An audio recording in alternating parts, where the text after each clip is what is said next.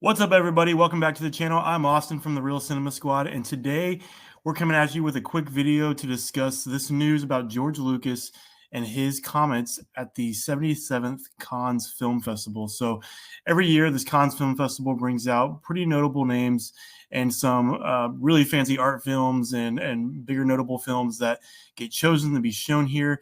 And this year, George Lucas was an honoree to receive an award. So we're going to go through this article here that the Hollywood Reporter did to see what he had to say about Star Wars as a whole. So as you can see here, George Lucas says ideas in the original sort of got lost in the post-Disney Star Wars films. So let's see what he had to say. So the 80-year-old filmmaker was being honored at the 77th Cannes Festival with a Palme d'Or for his contribution to cinema, and the crowd, a much younger cohort than is usually seen at these events, whooped and hollered as Lucas walked on the stage.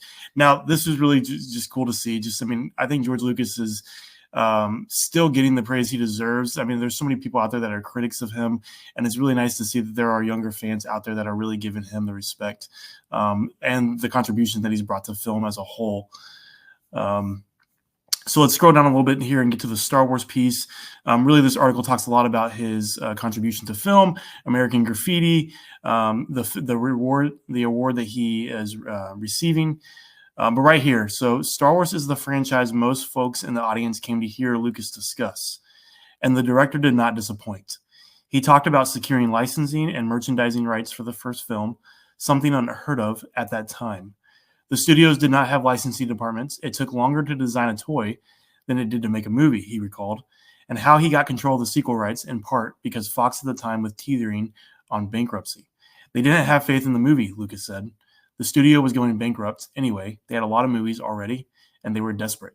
So this is news that's been out for a very long time. For those of you who have seen like Empire of Dreams, the documentary on how Lucas created the Star Wars films, talks a lot about this, how Fox was really not in a position to be arguing. Now, Lucas kind of held all the cards. And this was an unprecedented deal that he made for merchandising back in the day. Never would happen today with today's Hollywood. And Lucas really paved the way for what is now merchandising with movies and just the deal with the autonomy he had to create his movies the way he wanted to. So really cool that he's still talking about that. So Lucas defended his Star Wars prequel films against the haters, arguing that critics have forgotten that Star Wars was never meant to be a grown-up movie. It was supposed to be a kids' movie for 12-year-olds that were going through puberty, who did not know what they're doing, and asking all the big questions. What should I be worried about? What's important in life? He said. And Star Wars has all those things in there. They're buried in there, but you definitely get it, especially if you're young.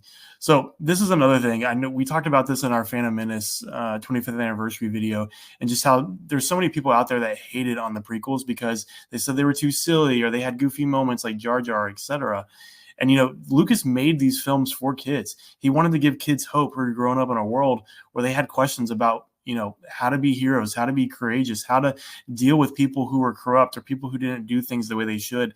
And this is exactly why he made Star Wars. And so to me, this is just another slap in the face to critics who just try to make Star Wars out to be something that it's not. So the negative response to his Star Wars prequels, Lucas argued, came from critics and fans who had been 10 years old when they saw the first one and didn't want to watch a children's film. The public trashing of Jar Jar Binks, one of the first figures to be canceled on the internet, reminded Lucas of the original response to C-3PO. Everyone said the same thing about 3PO, that he was irritating, we should get rid of him. When I did the third one, it was the Ewoks. Those are little teddy bears. This is a kid's movie. We don't want to see a kid's movie. I said, it's a kid's movie. It's always been a kid's movie. So this is great because these are the movies that I grew up with. The original trilogy is the first ones I saw. And I never had those criticisms. Obviously, as a kid, you see Ewoks, you see 3PO, he's funny.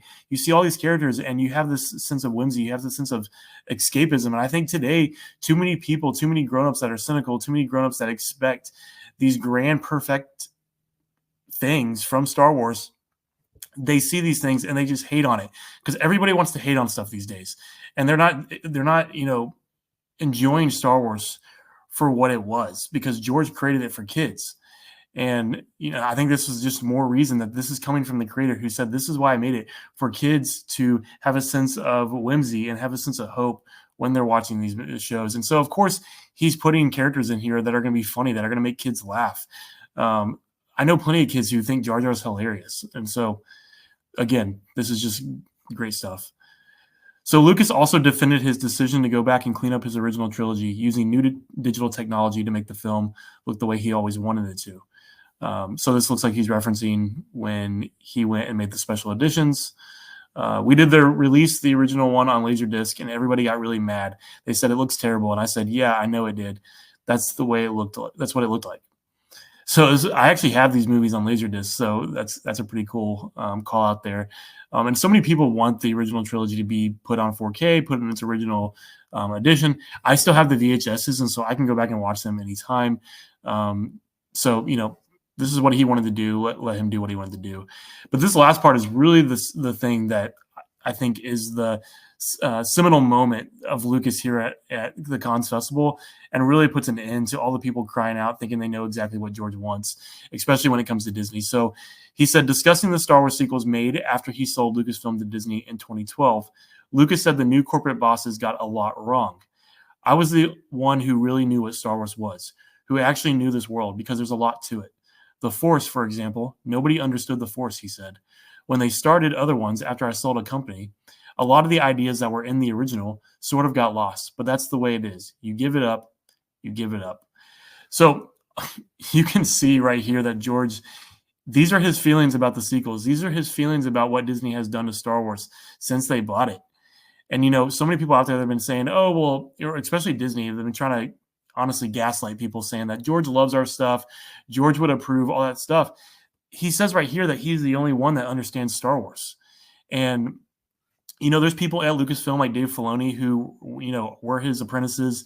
They still do some great Star Wars out there, but it's not what George would have made. There's things that George would have made that is totally different than what Disney has created. I mean, for those of you who know who has read Bob Iger's autobiography about when he bought Disney from George, the news that has been out for years, Disney pretty much suckered George into giving up the company because George didn't want to make movies anymore. He wanted to spend time with his kids, and he thought that Bob would honor his request. He thought Kathleen Kennedy would honor his request. He gave them the scripts for the sequels, and what did they do? They scrapped them. They didn't do anything with his sequels. They didn't do anything with his ideas. And how you can't use the creator's ideas for Star Wars sequels moving forward is beyond me. It's insane. And obviously, we know what happened with the sequels. We got the mess that it was. We got the incoherent storyline, the bad character development, new characters that didn't appeal to us, and they trashed the original characters, specifically Luke, who was a bum and did not continue the character arc that he had. And then Han Solo, who's a deadbeat dad. I could go on, but this right here just shows you that George really knows what he's talking about. He created Star Wars. He's the one that knew the world. And it's really hard to understand the mind of somebody who created this from scratch when they're not consulting him, when they're not taking from his ideas. And so I just think this is a terrible loss on Lucasfilm's end. The state of Star Wars is very divided. There's some good projects. There's some really bad projects. I really just wish we can get back to the days where they really understood the characters, really understood what the story was, and they gave the fans what they wanted. I don't know if that time's ever going to come. George definitely isn't coming back to Star Wars. But it's really nice to see him speak out and tell the truth, because this is coming straight from the creator and not from people who are just trying to lie about what George thinks. So let us know what you think in the comments. Like our video and subscribe to our channel, and we'll see you next time.